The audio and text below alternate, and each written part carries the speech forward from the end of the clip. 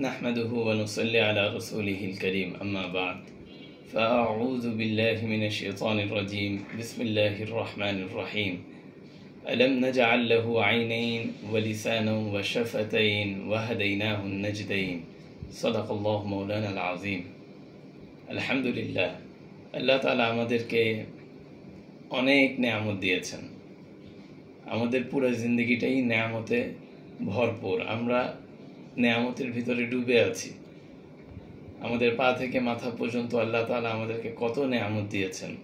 অনুরূপভাবে আল্লাহ তাআলা আমাদেরকে পরিবার দিয়েছেন, পরিচয় দিয়েছেন, মাথার উপরে ছাদ দিয়েছেন। আল্লাহ তাআলা হালাল খাবারের ব্যবস্থা আল্লাহ তাআলা করেছেন। আল্লাহ তাআলা আত্মীয়তার সম্পর্ক দিয়েছেন। তো এই সব কিছু আল্লাহ তাআলার পক্ষ থেকে অনেক বড় বড় এক একটি নেয়ামত। তো এই নেয়ামতের ব্যাপারে তো আমরা সবাই বুঝি যে এগুলি বড় বড় নেয়ামত। তো এই সকল নেয়ামতের থেকেও বড় নেয়ামত আল্লাহ তাআলা যেটা মানব জাতিকে দিয়েছেন তা হচ্ছে আল্লাহ তাআলার বিধান ও শরীয়ত, যেটাকে আমরা অন্যভাবে সহজে বলতে পারি কোরআন এবং হাদিসের নেয়ামত। কারণ বাহ্যিকভাবে দুনিয়াতে একজন মানুষ সকল নেয়ামত পাওয়ার পরেও যদি আল্লাহ তাআলাকে না চিনতে পারে তাহলে সে সফলতা অর্জন করতে পারবে না। কিন্তু বাহ্যিকভাবে একজন মানুষ সে যদি দুনিয়াতে তার ভিতরে কোনো ধরনের বাহ্যিক অসম্পূর্ণতাও থাকে, যে সে হয়তো চোখে দেখতে পায় না, অথবা মুখে বলতে পারে না, অথবা তার পায়ে সমস্যা, অথবা সে অনেক গরিব পরিবারে জন্মগ্রহণ করেছে, অথবা অনেক কষ্টের জীবন তার যাচ্ছে, সময়টা অনেক কষ্টের সাথে কাটছে, অথবা তার পরিবারের ভিতরে বিভিন্ন ধরনের বিপদ আপদ আছে।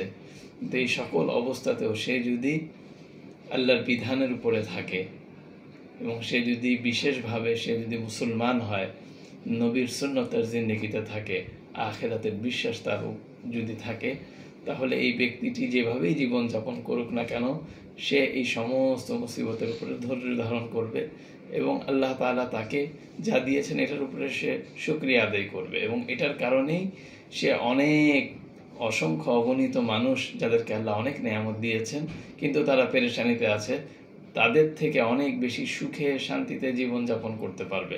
কারণ তার ভরসা হচ্ছে আল্লাহ তাআলার উপরে। সে এই বিষয়টাকে বিশ্বাস করে যে আমাকে আল্লাহ তাআলা দুনিয়াতে যা যা কম দিয়েছেন আখিরাতে ওই বিষয়গুলি আরও বেশি দিবেন। তো এই জন্য অন্য ভাষায় যদি বলতে হয় তাহলে এভাবে বলা যায় যে একজন অমুসলিম, একজন কাফের, একজন মুশরিক সে বাহ্যিকভাবে সমস্ত নেয়ামত পাওয়ার পরেও যদি সে ঈমানের নেয়ামত, শরীয়তের নেয়ামত না পায় তাহলে মৃত্যুর পরে তার ঠিকানা জাহান্নাম। এর বিপরীতে যে ব্যক্তি খুব সাধারণ জীবনযাপন করে এবং তার জীবনে হয়তো বা অনেক পেরেশানিও আছে কিন্তু সে একজন ঈমানদার, সে আল্লাহর হুকুম অনুযায়ী জীবনযাপন করে এবং তার মুসিবতের উপরে সে ধৈর্য ধারণ করে, কোনো হাই হুতাশ করে না, তো আল্লাহ তাআলা তার জন্য সুসংবাদ দিয়েছেন যে এই ব্যক্তি জান্নাতি। তো এই জন্যই আল্লাহ তাআলা কোরআনে কারীমের ভিতরে বলেছেন আলম নাজআল লাহু আইনাইন ওয়া লিসানান ওয়া শাফাতাইন ওয়া হাদাইনাহুন নাজদাইন, যে আমি কি তোমাদেরকে দুটি চোখ দেইনি, একটি জিহ্বা এবং দুটি ঠোঁট দেইনি। আল্লাহ তাআলা আল্লাহর নেয়ামতকে বান্দাকে স্মরণ করিয়েছেন যে বান্দা এগুলো আমার দেওয়া নেয়ামত। এরপরে আল্লাহ তাআলা শরীয়ত নামক নেয়ামতের দিকে ইশারা করেছেন যে আমি কি তোমাদেরকে দুটি রাস্তা দেখাইনি। এই দুটি রাস্তা কি রাস্তা? একটি হচ্ছে জান্নাতের রাস্তা, আরেকটি হচ্ছে জাহান্নামের পথ, যে এক পথে চলতে হবে আরেক পথে চলা যাবে না। তো এই জন্য শরীয়ত আমাদের জন্য সবচাইতে বড় নেয়ামত। আল্লাহ তাআলা আমাদেরকে এই নেয়ামতের কদরদানি এবং শুকর আদায় করার তৌফিক দান করেন।